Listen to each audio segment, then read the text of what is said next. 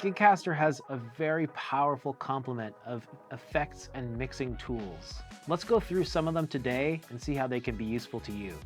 We're using the Gigcaster 5, but this all applies to the Gigcaster 8 as well. And if you're not an expert, don't worry, we'll figure it out together. So let's get my microphone out in position and let's get a good vocal tone. So you've got your mic plugged in, you're ready to roll. Let's check out the channel button for your mic settings. In the input section, you're just looking at whether or not you have the right amount of gain. If you don't know, you kind of want to be just before yellow when you're talking at your loudest. Gigcaster has a very, very powerful EQ section. You can turn it on and off with the green power button right there in the top right corner. In the effects section, we have a couple of useful things for you.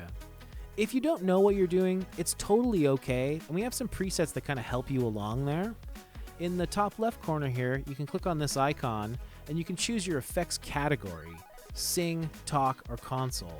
Singing, I'm sure you can guess what that is. Talking, same thing.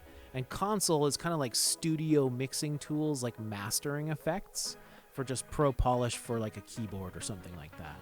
So let's check out the sing category.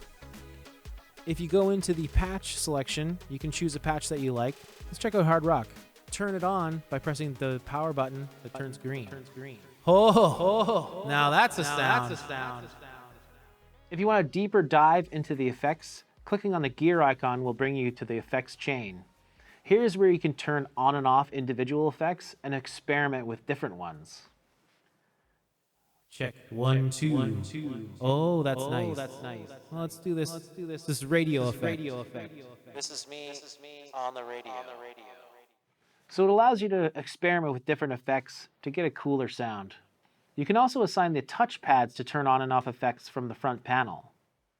Pressing the pad button will bring you into the pad settings, which is these 8 touch pads that are all assignable to different functions. Let's assign it to turn on and off effects for channel 2, which is what we have our microphone plugged into. Select a pad. For the category, select the channel you want to affect, and for the function, select Effect On/Off. If you hit the home screen and press the effects button, now the first pad will change the effects on and off for channel 2. One of the handier features of Gigcaster is the Dynamics Remain function.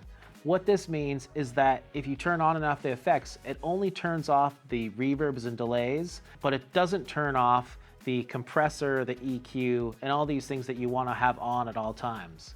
Very easy to turn that on. Simply just press the channel button, go to General, and scroll down to Dynamics Remain. Easy as that.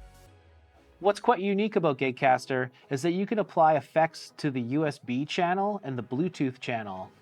You might not always want to have crazy wacky effects on there, but certainly having the ability to add a noise gate to these channels is really handy, just in case maybe you had a guest coming in via Bluetooth on a podcast of some kind and you had a little bit of interference noise that is solved by the noise gate.